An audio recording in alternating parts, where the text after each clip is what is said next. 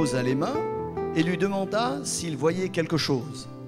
Il regarda et dit, « J'aperçois les hommes, mais j'en vois comme des arbres et qui marchent. » Jésus lui mit de nouveau les mains sur les yeux.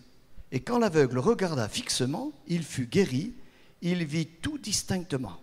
Alors Jésus le renvoya dans sa maison en disant, « N'entre pas au village et ne le dis à personne du village. » Il y a aussi une grande raison pour cela, mais ce n'est pas ce qui va nous intéresser ce soir.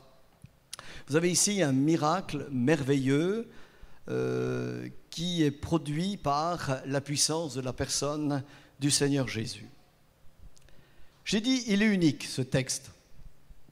C'est la première fois que nous lisons, et la dernière dans les évangiles, où Jésus se reprend à 2 fois pour guérir. Vous voyez que c'est unique.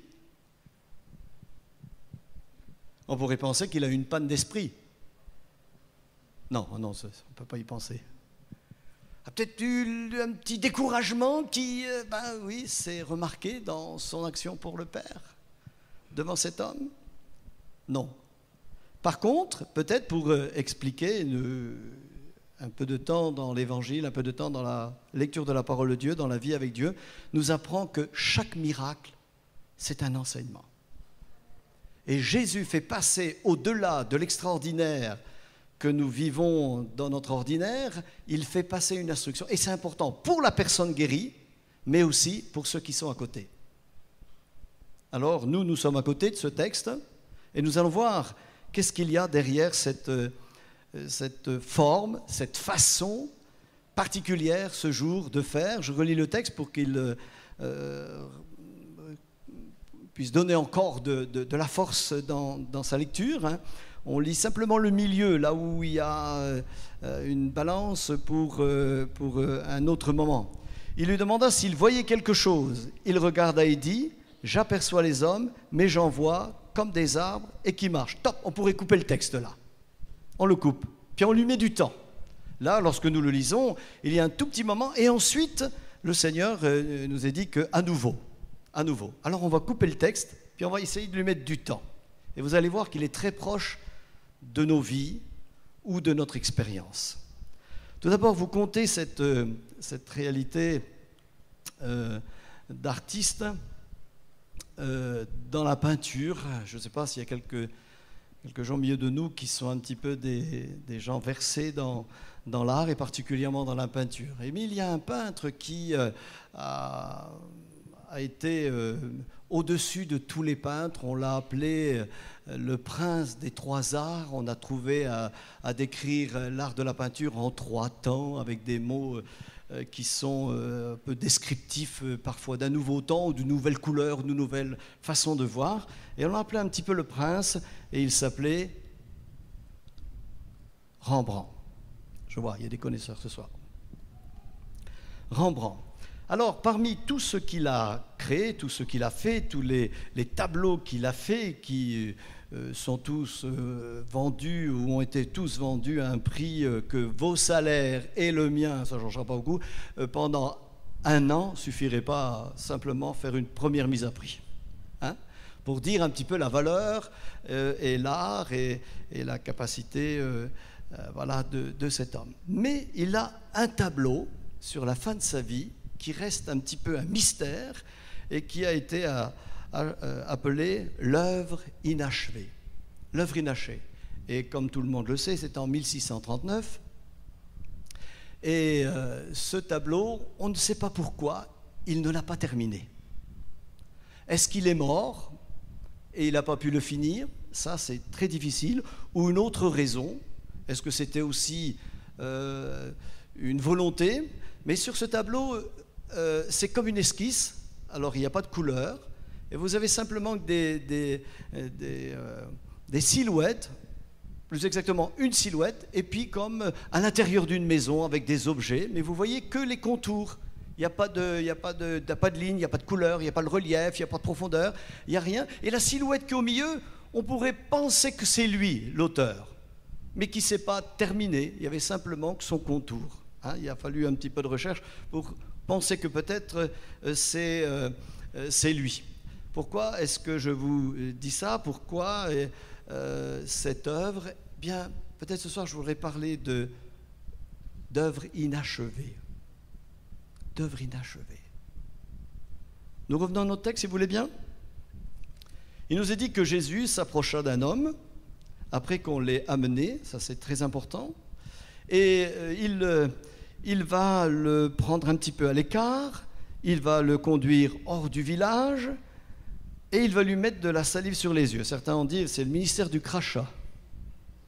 C'est le ministère du crachat. Particularité, hein. Il prend un tout petit peu de boue, il la met avec sa salive. Il y en a peut-être certains qui auraient bien voulu être guéris, mais qui auraient eu un moment de recul quand il allait opérer de cette manière-là. Hein, et paf! Voilà, c'est les termes comment employés dans l'Écriture. Hein. Il lui posa sa salive et la boue, et il lui impose les mains. Donc les mains qui étaient encore, pof, il les remet sur la tête, un peu plus de boue sur la tête, là. Et là, il va lui demander quelque chose qui est comme une attente, et il va lui demander s'il voit quelque chose, et lui, il va dire, je vois les hommes, mais j'en vois comme des arbres. Il voyait des hommes comme des arbres. Pourquoi je dis tout à l'heure que la pensée que j'ai de Dieu sur le cœur d'œuvre inachevée, eh bien c'est un petit peu une œuvre inachevée. Et en allant plus loin, on peut déjà voir comment on aurait aimé que ça se termine bien et d'une manière formidable. Il lui impose les mains, et puis quand vous avez l'habitude de lire les textes du Seigneur Jésus, quand vous avez l'habitude de lire la parole de Dieu, et comme peut-être aussi chacun peut s'attendre que quand on reçoit de Dieu, pouf, ce qui n'était pas et ce qu'on n'avait pas, nous l'avons, ce qui était attendu, nous le recevons. Là, nous sommes dans une étape. Il voyait des hommes comme des arbres. Que vois-tu, lui dit-il. Difficile de dire et d'avancer, difficile de faire, difficile de comprendre, difficile d'agir lorsque l'on voit autour de nous d'une manière floue, trouble. Et on peut penser, qu'est-ce qu'il y a derrière cette expérience que cet homme est en train de vivre, qui a été rapportée peut-être à dessein, très certainement d'ailleurs pour toutes les générations. Il y a, on le sait, un lourd handicap que de mal voir dans l'œuvre de Dieu. Pourtant, il y avait une amélioration dans cette vie. Tenez, pour mieux comprendre encore le texte, permettez-moi de vous comparer à des tableaux. Amen? À des tableaux. En sachant que celui qui a créé les tableaux, c'est le maître des maîtres. C'est le Seigneur Jésus. Et vous êtes des tableaux d'une grande valeur. Vous êtes des tableaux d'une grande valeur. Quand on voit ce que peut être un homme et une femme, lorsqu'on voit comment il peut fonctionner, comment il peut vivre, comment il est composé, comment il est créé, c'est absolument extraordinaire. Alors si on ne vous avait jamais dit que vous étiez de grande valeur, ben ce soir vous l'apprenez. Amen. Vous avez une grande valeur. Le grand dessinateur, le grand créateur vous a fait. Et peut-être pourtant, il semble que des fois on a l'impression que l'œuvre est inachevée. D'où peut-être la grande réalité de notre texte qui dit « à nouveau ». Et ce qui était en train de devenir attendu va l'être ensuite d'une manière parfaite. Et vous avez des mots qui signifient très fortement la chose. Et quand il lui demande, après qu'il lui a imposé les mains, comment il va, eh bien, il est dit qu'après avoir regardé fixement, il fut guéri, il vit tout distinctement. Quelle différence entre l'œuvre inachevée de Rembrandt avec son tableau en 1639 et puis tous les autres tableaux où, pour les spécialistes qui sont là, qui vous regardent ça pendant au moins 3/4 d'heure, et puis ils voient plein de choses. Une fois, je me suis trouvé dans un musée, pas très doué pour la chose, hein. Et puis j'étais en train de regarder, alors j'y allais, paf, 2-3 minutes à chacun, il me semblait que ça me suffisant, que j'avais au moins une idée de ce que c'était, quand tout d'un coup il y avait 2 personnes d'un certain âge qui étaient là, puis qui étaient en train de regarder. Puis alors, ce qui m'a plus étonné, c'est pas le tableau, c'est les 2 personnes. Ils étaient là, puis ils disaient, regarde cette profondeur, regarde là au-dessus, quelle image. Et puis ils vous donnaient des mots, pas habituels comme ça. Puis j'étais en train de regarder, j'ai peut-être devrais mettre le tableau de l'autre sens pour essayer de voir au moins comment elles peuvent voir les choses. Mais elles voyaient énormément de choses parce qu'elles avaient compris, parce qu'elles avaient su, parce qu'elles avaient appris ce qu'est l'art et aussi la manière de voir ces tableaux. Ce soir, Jésus pourrait nous poser la question, ce soir, que vois-tu? Tu as fait une expérience peut-être avec Dieu.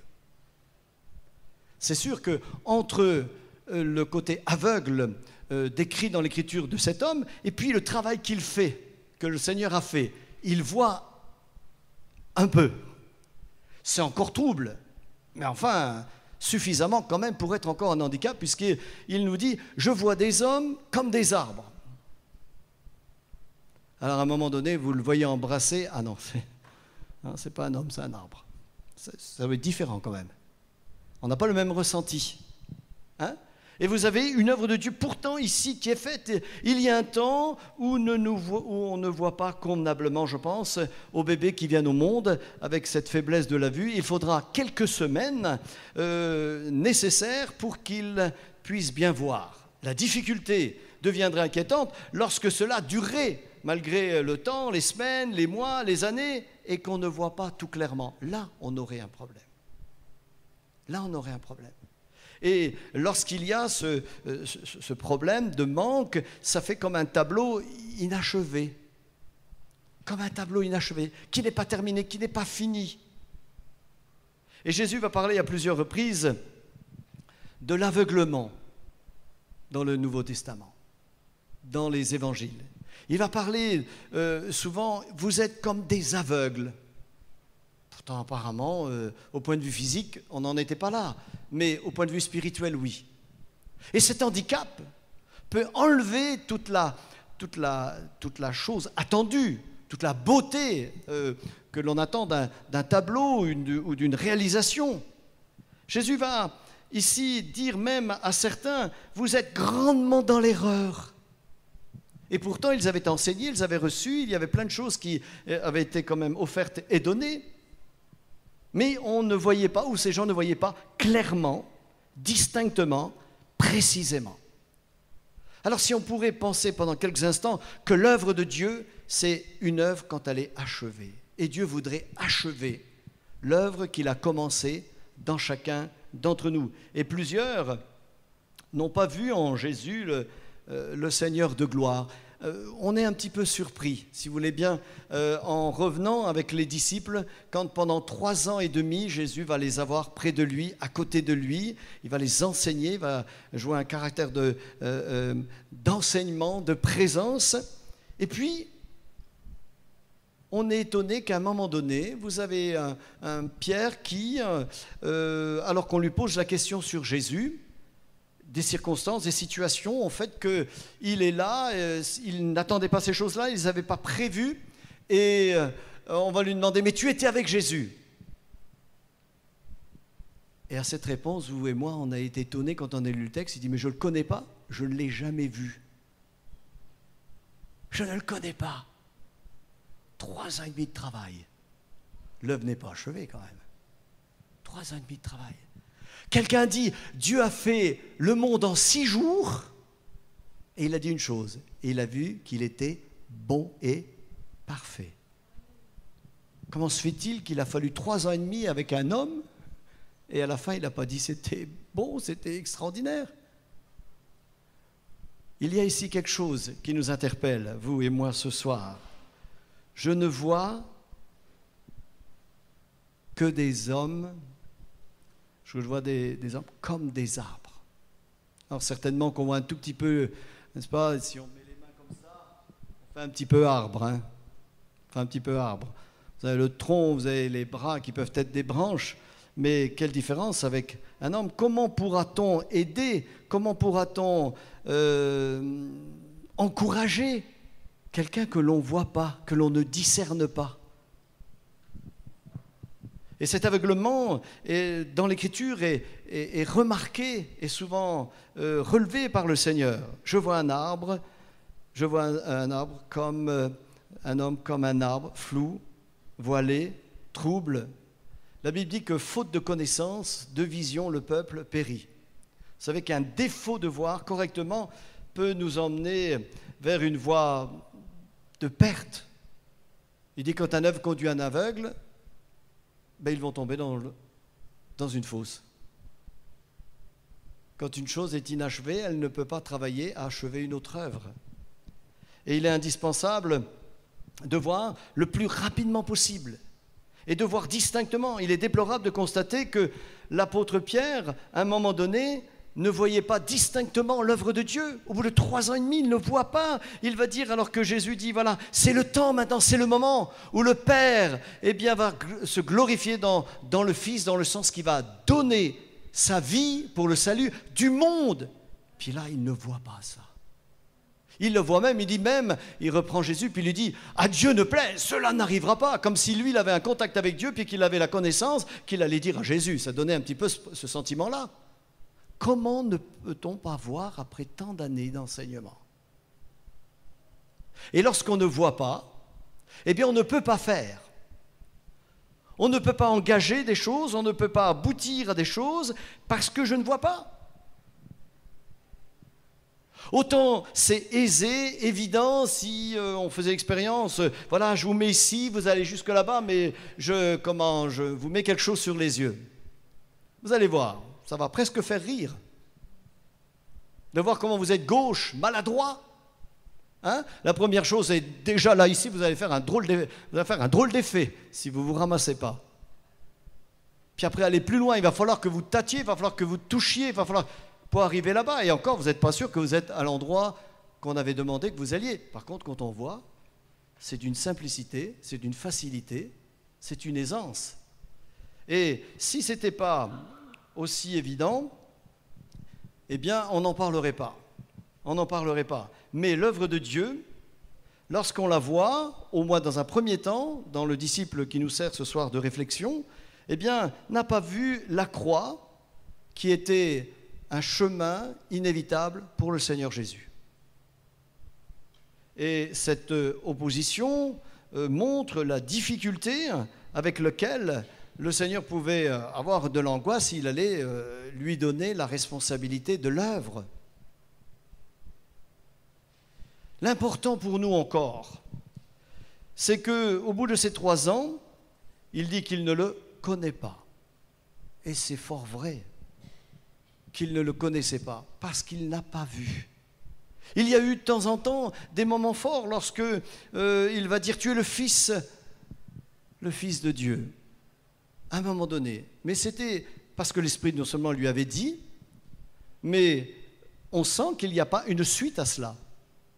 Il l'a vu comme un être extraordinaire, doué, merveilleux, puissant, mais pas comme envoyé de Dieu, avec une mission particulière. Il y a ceux qui ne voient pas du tout, il y a ceux qui voient trouble, imprécis, approximatif. Et ce qui m'intéresse ce soir, c'est le danger de vivre avec une si petite vue. Voir comme. Voir un lynx ou un tigre comme un chat. Vous savez que le fait de faire la confusion, c'est pas sans danger. Si vous voyez un lynx ou un tigre et puis que votre vue n'est pas assez précise pour savoir que c'est un animal dangereux et que vous allez le caresser, vous allez voir ce que ça va faire. Quand on ne voit pas, on s'expose. On s'expose dangereusement devant l'ennemi, on s'expose devant le diable, on s'expose devant tous ceux qui peuvent nous entourer. On voit mal embrasser un arbre, croyant voir un homme. Le nombre de malvoyants dans la parole de Dieu est foule. À un moment donné, nous avons rapporté l'histoire du démarrage de Moïse, à qui Dieu lui dit, voilà, j'ai besoin de toi pour aller délivrer le peuple. Donc tu vas te mettre en marche, je serai avec toi. Et il l'envoie. Et puis, le premier contact qu'il a avec ces personnes, ou ces gens, ou cette foule, il en voit déjà un, et il le voit dans une situation difficile. puisqu'un Égyptien est en train de le frapper, et apparemment, il a l'air de le frapper suffisamment pour peut-être lui retirer la vie. Et alors, vous avez Moïse qui vient, il est le libérateur, enfin il est appelé à être le libérateur, il arrive et il se place devant eux. Est-ce qu'il a discuté, est-ce qu'il n'a pas discuté? Une chose est sûre, c'est qu'il a voulu aider, il a voulu faire œuvre de libération. Qu'est-ce qu'il fait? Eh bien, il se saisit de l'Égyptien, il part dans une colère, beaucoup plus que dans le désir de le reprendre, et là il le tue. C'est Moïse. Il n'a pas vu, il n'a pas su voir que dans ce moment-là, ce que Dieu attendait de lui, c'est qu'il lui fasse confiance. Ce qu'il y a, c'est qu'il y a un homme qui est mort, qui avait certainement une femme qui est devenue veuve, et des enfants qui sont devenus orphelins. Maintenant, on pourrait réfléchir et aller plus loin. Tous ceux qui n'ont pas vu correctement. On pourrait penser pendant quelques instants aux frères et aux parents de Joseph. Il est dit dans Genèse 37, ses frères vinrent avec lui et leurs parents, et les frères ont remarqué que leur père aimait davantage Joseph qu'eux. Et ils l'ont mal pris, et il nous est dit qu'ils le prirent en haine, et ne pouvaient lui parler avec amitié. Et puis le texte continue, il dit, ils complotèrent de le faire mourir. Ils n'ont pas vu que Joseph, qui avait reçu de Dieu des visions, qui allaient être des visions qu'il allait l'amener en Égypte pour délivrer son peuple qui était sous l'esclavage de l'Égypte. Ils n'ont pas vu, ils n'ont pas compris, ils n'ont pas cherché suffisamment, et il dit qu'ils ont eu le désir de le faire mourir. Il s'en est fallu de peu que, jeté dans une citerne, ensuite vendu à des Madianites, il n'ait pas aussi eu sa vie qui fut en danger suffisant pour que, il n'échappe pas à continuer de vivre. Et vous avez cette famille qui va rentrer dans une jalousie meurtrière. Ils n'ont pas vu le plan de Dieu dans leur vie. Ils n'ont pas vu ce que Dieu voulait faire dans leur existence. Et il a fallu, à un moment donné pour Pierre, que à nouveau Jésus le rencontre sur le bord de la mer de Galilée. À nouveau, Jésus mit ses mains sur cet aveugle à nouveau, afin d'achever l'œuvre, le tableau qu'il voulait faire, afin qu'il soit utile. Et vous verrez que les expériences sont nombreuses de ceux qui ont tardé à voir convenablement. Et tant qu'on ne voit pas convenablement, eh bien nous avons besoin de venir à nouveau devant lui pour accomplir ce qu'il a comme dessein pour chacun.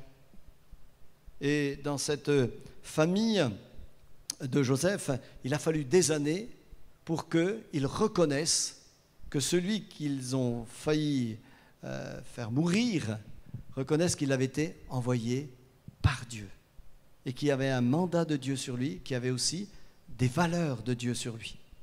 Chacun d'entre nous, eh bien, a une valeur de Dieu. La valeur, c'est ce que Dieu lui a confié. Mais on s'aperçoit que, et c'est assez fréquent dans l'Écriture, c'est un enseignement pour nous, c'est pourquoi ce texte est là, où Jésus a guéri ici cet homme, pas totalement. Pour qu'il y ait ici un espace pour nous, pour montrer qu'il y a des gens qui ont fait des expériences, mais qui, dans leur vie, ont plus ou moins bloqué, n'ont pas laissé l'œuvre de Dieu et le Saint-Esprit leur apprendre à vivre de lui, avoir confiance en lui, où le moi, notre personne, a essayé de supplanter la pensée, le désir et la volonté du Saint-Esprit. Est-ce que l'œuvre est achevée dans ta vie? Ou est-ce que tu es en cours d'achèvement? C'est vrai que quand on se convertit, on pourrait tous avoir une plaque ici devant nous inscrite « en chantier ». Tout le temps que ça doit se faire. Mais sachez que ce chantier doit quand même être fini dans un temps assez raisonnable. de telle manière que l'œuvre achevée puisse être utile et construire et aider. Quel n'a pas été aussi l'apôtre Paul qui a trouvé aussi dans les églises, dans l'œuvre, des hommes et des femmes, où il y avait encore des choses qui n'étaient pas claires, où les gens ne voyaient pas suffisamment l'œuvre de Dieu. Comment se fait-il qu'après 2 ans, 3 ans, 4 ans, 5 ans, il y a encore parfois de la haine qui est dans les cœurs, ou de l'amertume qui revient, des non-pardons qui s'installent au bout de 10, 15, 20, 30 ans? Et tous ceux qui l'abandonnent, ce sont des œuvres inachevées. Pourtant des tableaux qui étaient sur la chose, voilà, sur le chevet, c'est ça? Chevalet, sur le chevalet. Et qui ont commencé, on a vu le Seigneur faire des choses et on pouvait s'attendre à ce que demain il y ait des choses merveilleuses qui se construisent, qui se fassent et ensuite qui donnent. Et là, on rencontre sur le chemin de la vie, au long des années, des tableaux, on est là étonné, ils ne sont pas finis. Ils ne sont pas finis, donc pas utiles. Pas utiles. On ne peut pas les vendre, on ne peut pas les placer dans des musées. Pourquoi? Parce qu'ils sont inachevés. Et ce tableau qui existe encore, qui est dans une banque, il y a une banque, paraît-il, aux États-Unis, qui s'appelle la Banque des œuvres. Ceux-ci sont là et ils sont restés là, gardés, parce que le maître a au moins commencé quelque chose et par respect, on le garde. Mais on ne peut pas le vendre et tous ceux qui peuvent le regarder n'auront pas l'intérêt de l'œuvre. Au contraire, ça n'aide pas à bien voir le maître et peut-être même diminuer, pense-t-on, son art qui peut-être était qu'à un moment donné, mais que ce n'était pas quelque chose de continu chez lui. Lorsque nous lisons dans Ézéchiel, au chapitre 37, verset 1er, il est parlé aussi d'une phrase qui a été adressée à Ézéchiel en disant « Ézéchiel, que vois-tu » Et là, la Bible nous dit que Ézéchiel va voir une vallée d'ossements. Une vallée d'ossements. Là, ce sont des eaux qui étaient là, pêle-mêle, comme on pourrait voir, paraît-il, à Verdun. Il y a des ossuaires où on voit tout ce qu'a été le drame de l'avant-dernière guerre mondiale. Et donc, il lui dit « Que vois-tu » Et il dit « Je vois une vallée d'ossements. » Et là, il y a tout un enseignement qui est donné pour nous, et à Ézéchiel en particulier, lorsqu'il va voir, mais je vois effectivement des eaux pêle-mêle, voilà, ça ressemble à un cimetière, ça ressemble à quelque chose qui est arrêté, qui est mort, qui est figé. Et puis, il y a donc une vision qu'il voit, à un moment donné, tous ces eaux qui sont pêle-mêle, à un moment donné, il y a des nerfs qui vont venir s'attacher aux eaux. Ensuite, il a une deuxième vision, il voit de la chair qui va remplir ces eaux, et ensuite de la peau qui va remplir aussi cette chair. Et puis, ça va être des êtres qui vont être comme le premier Adam qui a été créé, et il les voit comme ça, mais ils sont des dizaines, des milliers, peut-être plus. Et tout d'un coup, il y a un souffle qui vient, et tous ces êtres vont se lever et former une armée. C'était le but que Dieu voulait faire connaître à Ézéchiel. Il voit, et parce qu'il voit, et qu'il laisse Dieu lui montrer ses intentions, il voit ici toute une armée. Et ça va jouer pour sa vie de roi, en lui disant qu'il doit voir des hommes comme une armée pour l'Éternel. Nous, ce qu'on aimerait et ce qu'on souhaite, et ce que Dieu souhaite aujourd'hui, c'est qu'il y ait des hommes qui se lèvent alors qu'ils étaient morts, qu'ils soient touchés par Dieu, qu'ils ressuscitent à la foi, qu'ils ressuscitent à la réalité de la présence de Dieu, pour que Dieu se serve d'eux dans le monde entier. Déjà ici, et puis un peu plus loin, puis encore un peu plus loin. Mais pour que cette œuvre puisse se faire, pour que ces prophéties qui non seulement nous appellent au salut, mais encore ce que nous pouvons faire avec ce salut dans notre cœur, de le partager pour que d'autres puissent l'entendre, puissent aussi être sauvés, il faut que l'œuvre que Dieu ait commencée ne soit pas arrêtée par notre volonté, quelle que soit la raison. Quelle que soit la raison. Dieu veut faire de vous des hommes et des femmes qu'il va envoyer. Et la personne de Jésus est l'œuvre parfaite, c'est le tableau achevé.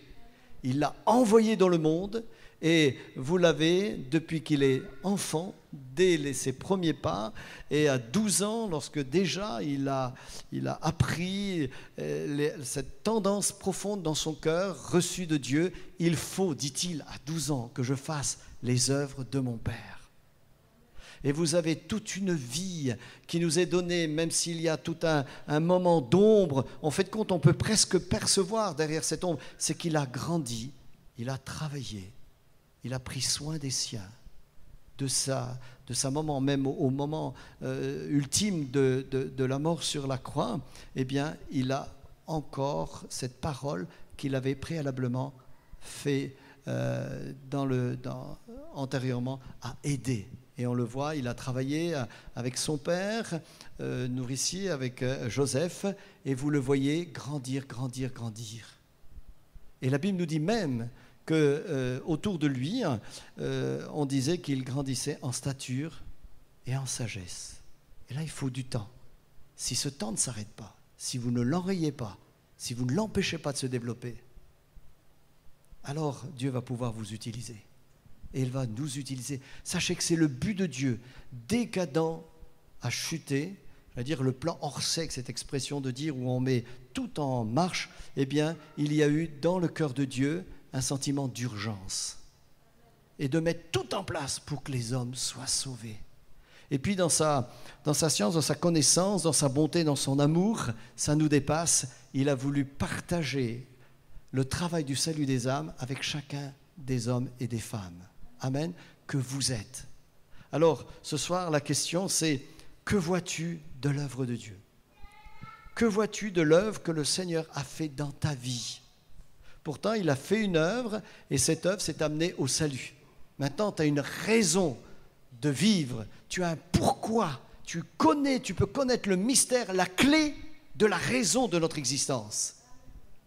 C'est de choisir Dieu pour notre Sauveur, d'être libéré du pouvoir du péché qui nous avait remplis, et désormais, c'est une étape qui doit être franchie, une étape dans laquelle tu dois rentrer, une étape dans laquelle tu dois enclencher ta vie, c'est d'être un serviteur pour Dieu.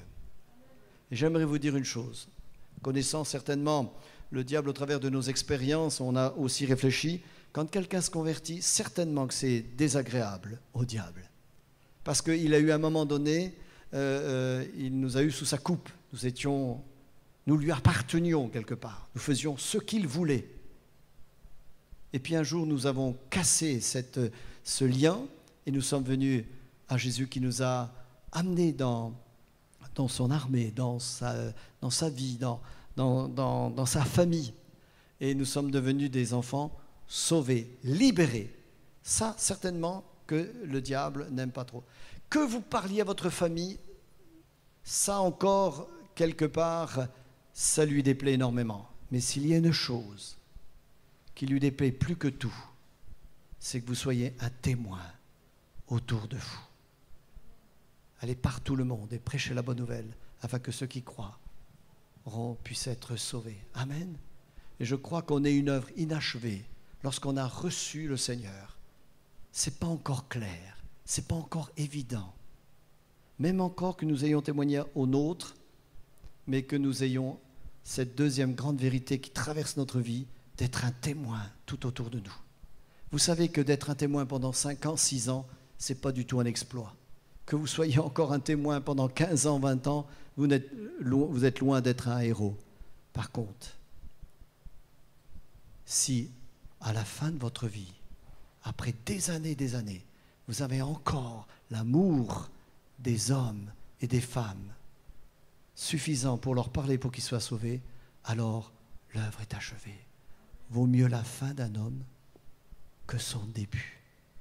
Et un héros, ce n'est pas celui qui a une grande victoire ou qui a brillé pendant un temps, c'est celui qui va jusqu'au bout. Parce que la Bible nous dit que ceux qui seront sauvés, ce n'est pas ceux qui auront accompli des miracles et faire plein de choses. Puisqu'à un moment donné, vous avez un texte qui est difficile à comprendre, à moins qu'on s'y penche, et puis qu'on voit aussi au travers de ce texte qui dit « N'avons-nous pas fait des miracles? N'avons-nous pas fait ceci, cela ?» Jésus dit « Je ne vous connais pas. » Wow. Oh, est-ce que cela pourrait nous être flanqué au moment d'être devant le Seigneur qui vous dit « Je ne te connais pas, d'ailleurs je ne t'ai jamais connu ».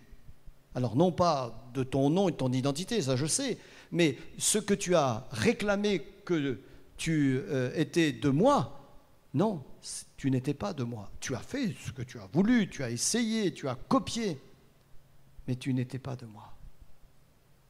Et c'est ça l'important ce soir. Est-ce que ça serait nécessaire qu'un nouveau Jésus vienne près de vous et de vous dire « Maintenant, est-ce que tu m'aimes ? Est-ce que tu m'aimes ?» N'oublie pas que Pierre, lorsqu'il a contesté le Seigneur sur la faim, il nous a dit qu'il est reparti à la pêche. Et il n'est même pas allé tout seul. Regardez, quand on est négatif, on emmène toujours des gens avec nous. Il a emmené 7 disciples avec lui.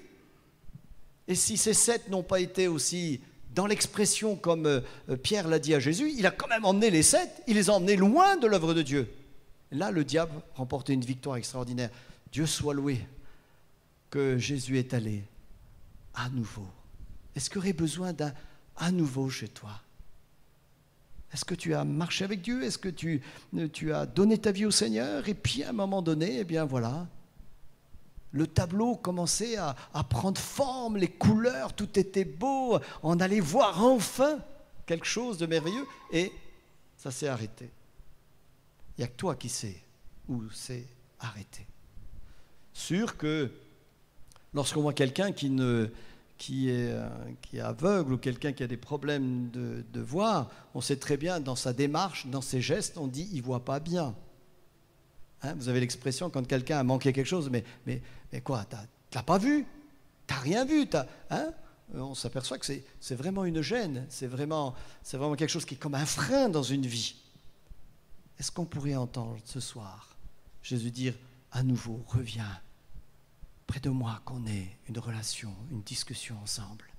Pierre pleura amèrement de ce qu'il n'avait pas vu comme il aurait dû voir.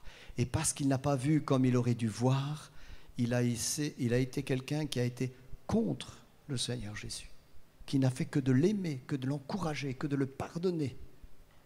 Et là, il était prêt à le laisser, à s'en aller, à le quitter. Alors on imagine si jamais il l'avait quitté. Ben, vous avez une œuvre inachevée tragique dans les disciples, un Judas qui lui va se pendre. Pas vendable, pas utilisable. Maintenant, quand on considère Pierre, parce qu'il a su à nouveau laisser les mains du Seigneur venir sur lui, et à nouveau se réengager, et de s'engager peut-être d'une manière plus totale, plus entière. Alors vous le voyez dans les Actes des Apôtres, Pierre qui, à un moment donné, envoyé vers un homme qui était mort, eh bien, il va le ressusciter par la puissance de Dieu. Et tous les miracles qu'il y a dans les Actes des Apôtres, lui et les autres apôtres. Heureusement qu'il y a eu et un encore. Et cet encore, c'est important que toi tu le déclenches. Et peut-être des questions sur pourquoi je n'ai pas ceci dans ma vie, pourquoi ça ne marche pas, pourquoi mes choix, je ne vois pas bien. Il y a des gens qui prennent des directions, comme ils ne voient pas bien, eh bien ils se trompent. Trouver la femme de sa vie, c'est une expression qui pourrait être changée en disant « celle que Dieu veut ». Quand on n'a pas vu celle que Dieu voulait, peut-être allons-nous avoir celle que Dieu n'avait pas choisie. Qu'est-ce qui va se passer? Quand on ne voit pas, on risque de faire du tort. Alors, il y a des choses, si on ne peut plus revenir en arrière, on peut déclencher de nouveau la puissance de Dieu sur nos vies. Amen. Parce que Dieu ne nous laisse jamais sur le bord et il y a toujours un redémarrage possible. Qui veut laisser Dieu finir le tableau dans sa vie? Amen. Qui veut que le Seigneur fasse? Oui Seigneur, ça n'a pas été. Ça n'a pas été. Je suis sûr Seigneur, dans mon cœur que j'ai fait du tort, que je n'ai pas fait ce qu'il fallait faire et que j'ai fait du mal. Et tout ce que vous allez entreprendre, si vous ne voyez pas bien, rien ne sera bien fait. Faites faire une activité à quelqu'un qui ne voit pas, tout sera imprécis, mal fait, maladroitement engagé. Est-ce qu'on pourrait maintenant dire, Seigneur, c'est le moment, c'est la soirée, pose ta main. Et il est dit qu'après que Jésus ait posé sa main pour la deuxième fois, il vit distinctement. L'œuvre de Dieu, on doit voir, on doit savoir. Et vous devez connaître tout ce que Dieu veut pour votre vie, de telle manière qu'elle soit comme quelque chose qui grandit chaque jour un peu plus. Amen.